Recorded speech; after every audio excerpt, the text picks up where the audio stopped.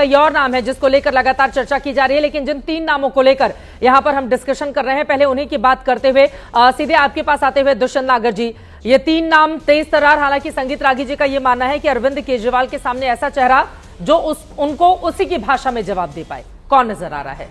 देखिए, इन तीनों में से तो कोई नहीं है और मैं बड़ी गंभीरता के साथ कहना चाहता हूं कि नाम आपके सोर्सेज से हैं, सही ही हैं, आपके सोर्सेज काफ़ी मजबूत हैं, लेकिन इनके अलावा भी और गंभीर नाम हो सकते हैं। जैसे मैं अगर 2 लोगों को यहाँ पे 2 प्रत्याशियों के बारे में बात करना चाहूँगा। पहले तो प्रवेश वर्मा जी, जिनकी उपयोगिता बीजेपी के लिए पूरे हरियाणा में हो सकती है, दिल्ली में हो सकती है। देखिए, मुस्कुराते हुए आपको देख के गए भी हैं मेले में से। हाँ, पश्चिमी उत्तर प्रदेश में भी हो सकती है और वो एक बहुत ही स्ट्रॉन्ग कैंडिडेट है, उनके नाम पे पूरा चुनाव लड़ा गया है। और फार्मर जो कम्युनिटी है उसके प्रतिनिधित्व की भी आज जरूरत है भारतीय जनता पार्टी में। ठीक है। एक और नाम में जोड़ना चाहूंगा, स्मृति ईरानी जी का। देखिए, वो दिल्ली की है, महिला है, बीजेपी की कोई महिला चीफ मिनिस्टर नहीं है और पूर्वांचल के साथ भी उनका एक कनेक्ट है। वो अमेठी से सांसद रही हैं और यूपी से जुड़ी हुई रही है। तो अगर वो बनती हैं तो वो भी बहुत शानदार। राहुल गांधी को उन्होंने हराया था एक वक्त पर इतने बड़े मार्जिन से, तो आपको लग रहा है कि स्मृति ईरानी भी तेज तर्रार नेता है, केंद्रीय मंत्री वो रह चुकी हैं, लेकिन अभी तक की जो जानकारी एबीपी न्यूज को है, जितने विधायक चुने गए हैं उन्हीं विधायकों में से किसी एक को बनाया जाएगा। इधर उधर के जितने भी नाम चल रहे हैं, जो हमारी जानकारी है, हालांकि नागर साहब का मानना यह है कि स्मृति ईरानी को बना देना चाहिए, वो ज्यादा काबिल साबित होंगी। आप ये कहना चाह रहे हैं? संगीत रागी जी, मैं आ रही हूं मुकेश। चित्रा जी, देखिए, मुझे एक चीज बुरा इसमें दिखाई दिया है कि प्रतीकों की राजनीति का समय खत्म हो चुका है।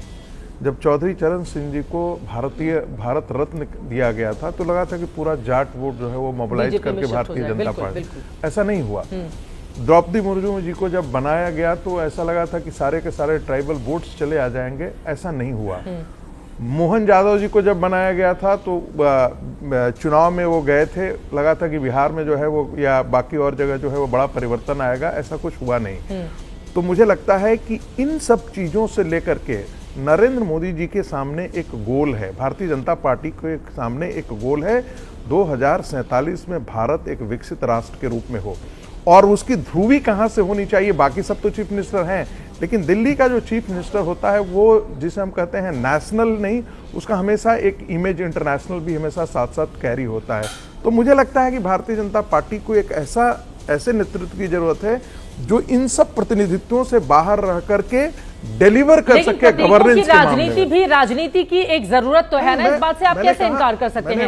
हो सकता है मोहन यादव को अभी बनाकर फायदा नहीं ले पाए, लेकिन बिहार में भी चुनाव होने बाकी हैं और अगर वो शिफ्ट होता है वोट, क्योंकि अब यादव नाम को लेकर देखिए बीजेपी का ये दर्द है, वो जातियों को तोड़ना चाहती है, लेकिन यूपी बिहार में यादव इंटैक्ट रहते हैं, एक तरफ लालू यादव परिवार की तरफ और एक तरफ मुलायम सिंह यादव की तरफ, तो कोशिश तो करेगी ना बीजेपी।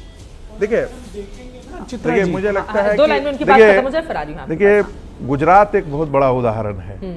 गुजरात में जब था कि लगता था कि माइनस पटेल कोई बड़ा नेता हो ही नहीं सकता है, नरेंद्र मोदी जी गए, केशु भाई पटेल जैसा, मेहता जी जैसा, सुरेश भाई मेहता जी जैसा, उनको रिप्लेस किया भारतीय जनता पार्टी ने। और फिर आपने देखा कि पूरे गुजरात का जो समीकरण है, हर व्यक्ति जाति से परे जाकर के नरेंद्र मोदी के साथ खड़ा हो गया। हर कोई अब मोदी नहीं हो सकता ना, वो तो अपने जीवन में कोई चुनाव भी नहीं हारे हैं, लेकिन अगर बाकी लोगों को आप देखेंगे तो बीजेपी फूंक, क्योंकि मोदी के चेहरे पर चुनाव लड़ा गया, इतना बड़ा मैंडेट 26 सालों के बाद उसको मिला है। जल्दी से नागर साहब अपनी बात पूरी कीजिए, मुकेश जी उसके बाद में आ रही हूं आपके पास।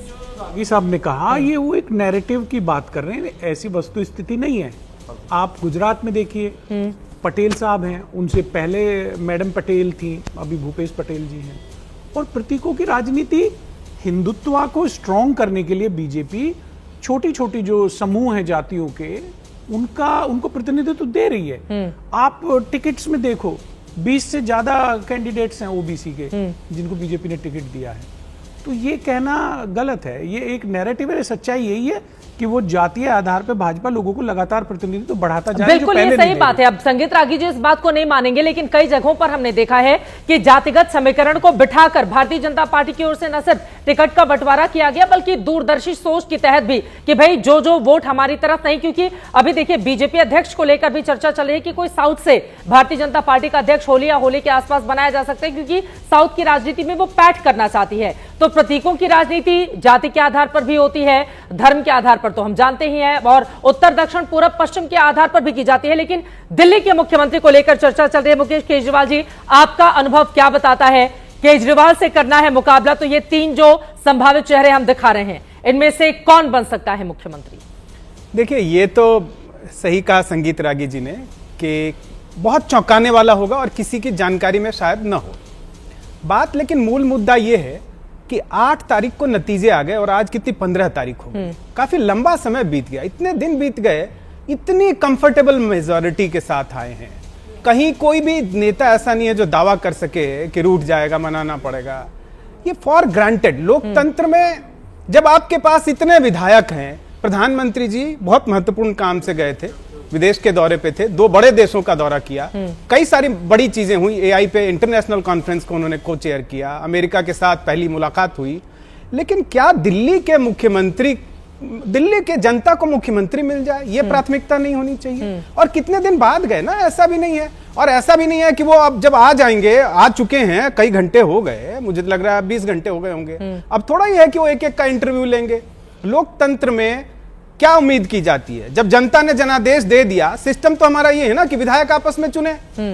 ठीक है कि एक बड़ी राष्ट्रीय पार्टी है, उसकी पार्लियामेंट्री बोर्ड भी कुछ अपने डिसीजन कर सकता है, लेकिन जनता का जो फैसला है उसका कुछ तो सम्मान हो। आपकी बात बिल्कुल सही है, लेकिन मोदी के चेहरे पर चुनाव लड़ा गया था ना, और बीजेपी का दर्द तो ऐसा है, देखिए 1993 से 98 तक 3-3 मुख्यमंत्री बदलना पड़ गया था। तो कम से कम अपने उस इतिहास को वो दोबारा नहीं दोहराना चाहेगी। यहाँ एक ऐसा चेहरा चाहेगी जो बीजेपी को दिल्ली में अगले 20 सालों तक मजबूत करे, ठोक बजा करे। इसलिए हो सकता है फैसला ले रहे हो। तो वही मैं कह रहा हूं, उसके लिए क्या क्राइटेरिया हो सकता है? जो दिल्ली की जनता को प्यारा हो, जो यहाँ के लोगों को। मगर कौन है प्यारा? कौन है प्यारा दिल्ली की जनता को? कैसे होगा फैसला? वो ऐसे होगा जैसा संगीत जी ने कहा कि एक जादूगर आएगा, अपनी टोपी उतारेगा, उसमें से कुछ भी निकाल के आपको जादूगर के चेहरे पर बीजेपी चुनाव लड़ी है ना, तो उसी जादूगर के चेहरे पर तो चुनाव लड़ी है ना बीजेपी। उस जादूगर को आप हटा ही नहीं सकते हैं बिना उसके दिल्ली में जीत हासिल करना। क्या आसान था? तो इसका मतलब है भारत में जो सिस्टम बना हुआ है, लोकतंत्र जो है, जिसमें कि एक इनडायरेक्ट रिप्रेजेंटेशन होता है, वो विधायक चुनते हैं ना। भारत में सिस्टम बंद कर दीजिए, अगर मोदी जी के चेहरे पे जीते हैं तो मना कर दीजिए ना कि विधायकों का चुनाव नहीं होगा। केजरीवाल जी, जब हम लोग इलेक्शन में गए थे तो हम जब सवाल पूछते थे कौन जीत रहा है, तो वहां पर किसी विधायक का नाम नहीं लिया जाता था, वो मोदी की गारंटी की बात करते थे। मैं मानता हूं। तो अगर वो मोदी के ऊपर भरोसा करके, तो फिर उनको ये और हर जगह उसका तो फिर परिणाम यही है कि भारत में जो मौजूदा सिस्टम है, इसको अब कह दीजिए मौजूदा सिस्टम को आप खराब कर रहे हैं।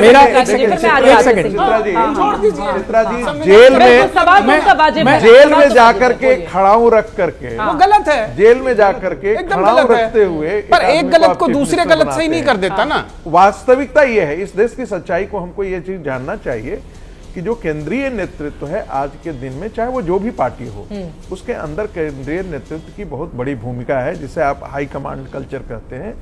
ऐसा नहीं है, जब इतना बड़ा मैंडेट मिला है तो भारतीय जनता पार्टी के केंद्रीय नेतृत्व जरूर अपने विधायकों से हर से विमर्श करना चाहेगा। और ये ऐसी पार्टी है जो एक विचारधारा की पार्टी है, ऐसा नहीं है कि व्यक्ति केंद्रित पार्टी है। तो व्यक्ति केंद्रित पार्टी न होने के कारण भी इसका भी मूल्यांकन करना ये बहुत जरूरी है। दुनिया बदल रही है और ये भारत के लिए ला रही है इन्फिनिट अवसर, जिसे हम कहते हैं मिनट इन्फिनिट। आइए आइडियाज ऑफ इंडिया के मंच पर समझे इसी मिनट इन्फिनिट को 21 और 22 फरवरी abplive.com पर।